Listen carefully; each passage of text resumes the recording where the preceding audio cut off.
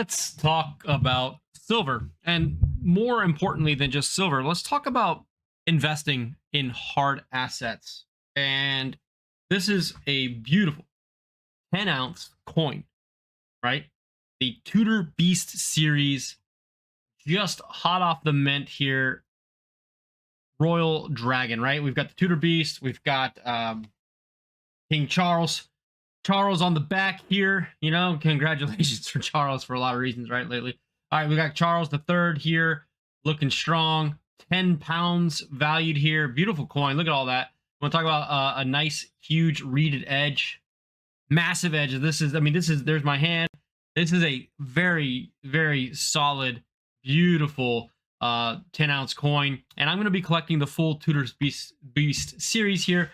But I wanted to talk to you guys about something a little different. It's anybody can just go and buy silver, right? There's doesn't really have to be much of a rhyme or reason or purpose.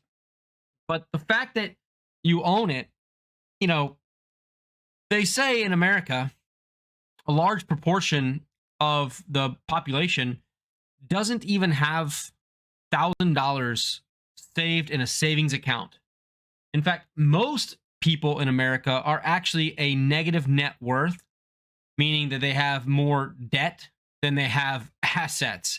So just something like as simple as this, just one coin is more wealth than most Americans can save. And that's sad. But what I wanted to talk about with stacking in particular is that I think a lot of times in the stacking world, we think about silver and gold as a very linear progression.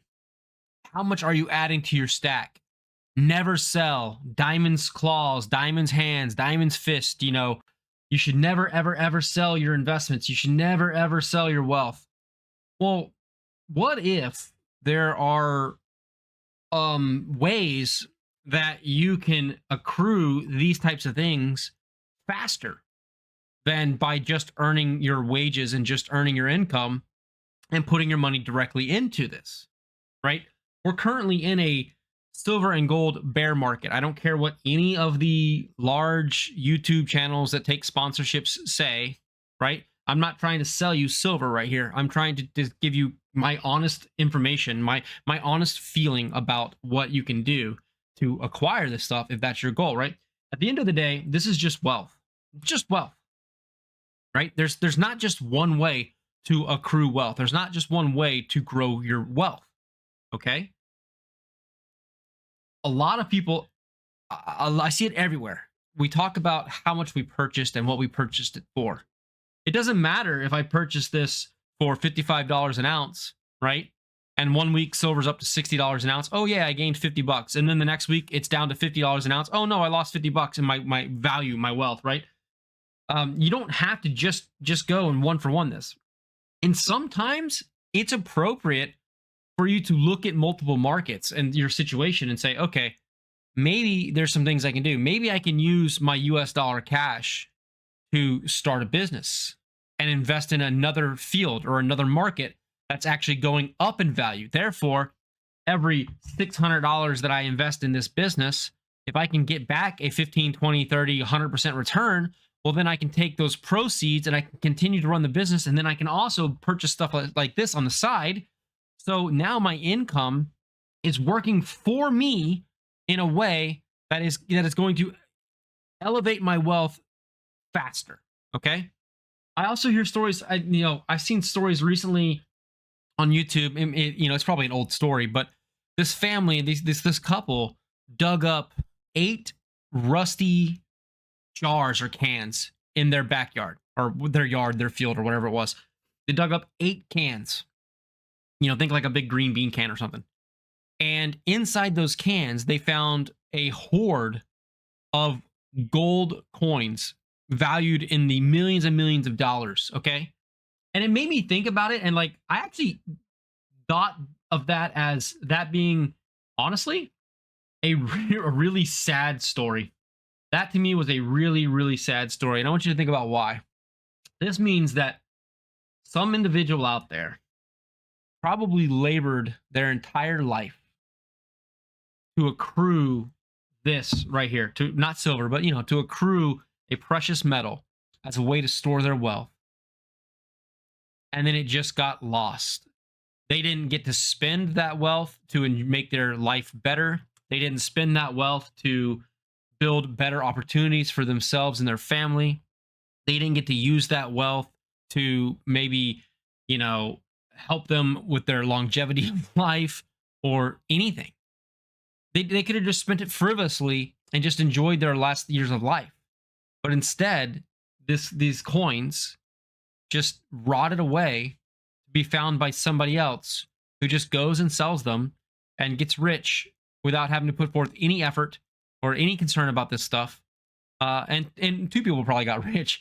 The people that found it obviously got rich, and the person that they sold it to probably bought it for 80% of market, and they probably sold it, they probably made 20% off of it as well, right?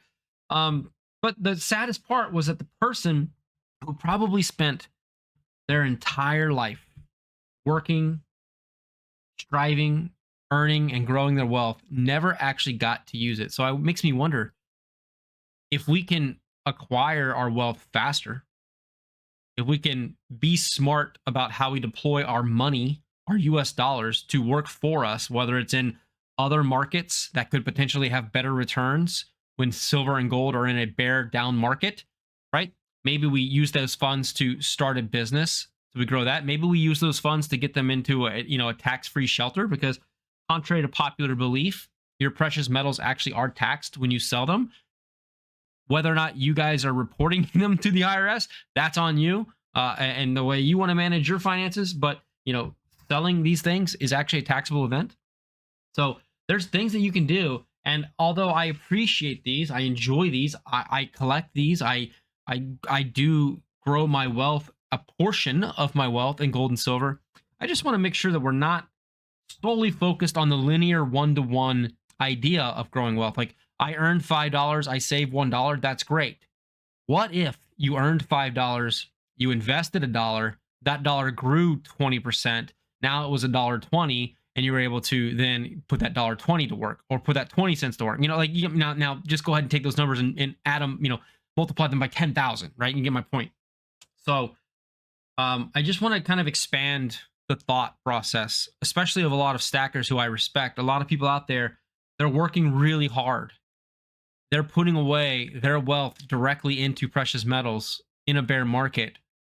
And I'm not saying it's a bad thing long term, but there may be things that you can look at where if you learn and you grow and you get comfortable with things, you can put that money to work in a better environment today where it earns more, and then you can cycle the earnings into this stuff as well while growing your wealth that way as well. So just don't want everybody to be, the point of this topic is not to talk about anybody or anything or any system. I really do like precious metals. I love what they do. I can't wait to get this full collection, the full 10-ounce collection, as it gets released over the years. I'm excited about this collection. I'm going to build a really cool display piece for this, but I just wanted to, again, just talk about options that are out there. I think we get too locked into one mindset. We get too comfortable with one thing. We don't branch out enough to try to discover the other possible ways to accrue and grow our wealth. Anyway, thanks for watching. I'll see you guys on the next one. Peace.